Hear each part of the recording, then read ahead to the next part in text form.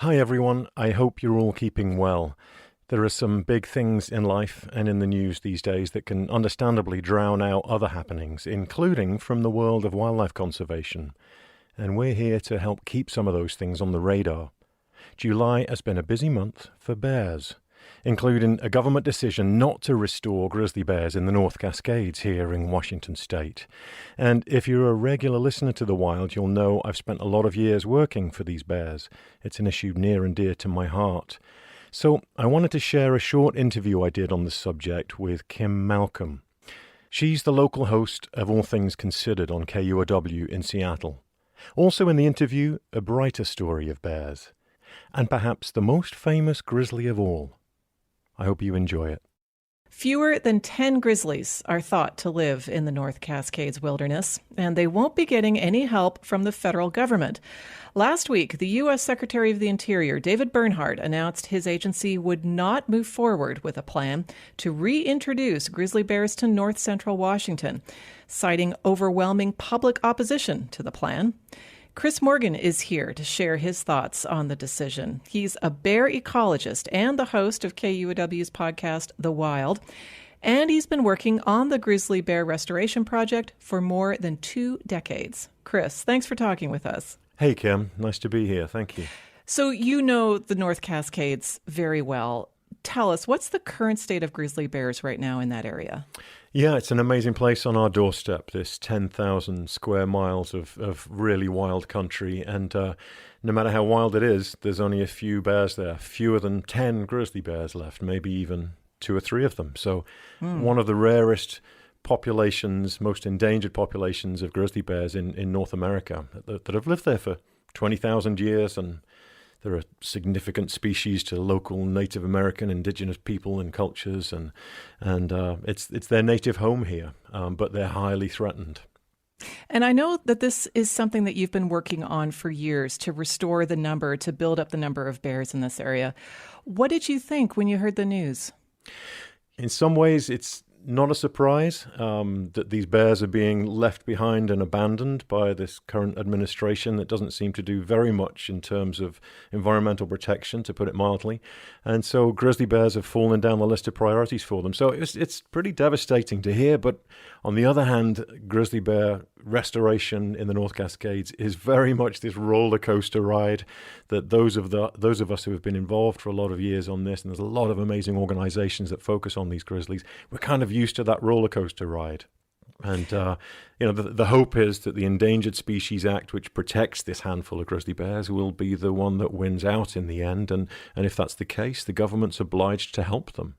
Well, let me just refer back to the federal government. Secretary Bernhardt put out a statement and he said grizzly bears are not in danger of extinction, and went on to say that the recovery of grizzly bears in the lower 48 states, he described it as an amazing success story.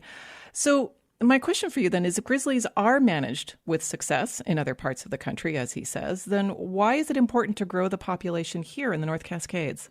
First and foremost, it's their native home, and they've been here for 20,000 years, and they're an integral part of this ecosystem, and they're a part of the Wild West that is iconic and that has in some ways been here long before human existence and certainly European settlers. And they're a part of the ecosystem. They're a part of the fabric of this wild western area of North America, and even beyond places like the Rockies, like Yellowstone and Northern Continental Divide in Montana. This is a special place. It's the furthest west in the lower 48 where we have grizzlies, even though there's a tiny number of them. So I think it's in our interests as human beings to protect these big wild ecosystems that these umbrella species like grizzly bears help us protect. I did want to ask you about a bit of good news that we heard about for conservationists in relation to the grizzlies. A federal appeals court ruled last week that bears in the greater Yellowstone ecosystem will remain on the endangered species list. Tell us why this is significant. Yeah, back to the roller coaster, like you say, Kim. I mean, it's you get bad news one day last week about the North Cascades, and then great news the very next day. And so, it's been on again and off again protections for Yellowstone grizzly bears over the last decade. decade or more. And if they're protected, they're safe. And if they're unprotected, they can be trophy hunted. So they've been protected since 1975 under the ESA, the Endangered Species Act. And then that protection was lifted in 2017, and that would have allowed them to be trophy hunted. And then this was temporarily prevented until last week, when firm ESA protection was given back to these bears by the Federal Appeals Court. So there's about 700 grizzly bears that are now safe in that 34,000 square miles in parts of Montana and Idaho and Wyoming. And it's a huge thing for grizzly bears there and in the lower 48, I mean, to put it in perspective, we used to have around 50,000 grizzly bears in the lower 48 in historical times. Now they're at 2,000. Several hundred of them live over there, but you can see how we have decimated their numbers. So anything we can do to protect even a few hundred bears is huge. So the Yellowstone news was massive. And I understand there's one Yellowstone bear in particular that's pretty special. Bear 399. What's her story? Yeah, Bear 399. She's so famous she has her own Facebook page, So she is perhaps the oldest grizzly bear in the wild in the United States, perhaps in North America. She's 24 years old. She's had many litters of cubs over the years. I understand she's got 22 or so descendants, and she's become very, very famous in this greater Yellowstone ecosystem, and especially Grand Teton National Park. So I've heard even Jane Goodall is a huge fan of Bear 399. So she's this. That's big. She's this. Yeah, she's made it, right? She's so she's old. She's a successful mum. Her future was looking questionable with this, is she protected, is she not, in Yellowstone and Grand Teton and that greater area there.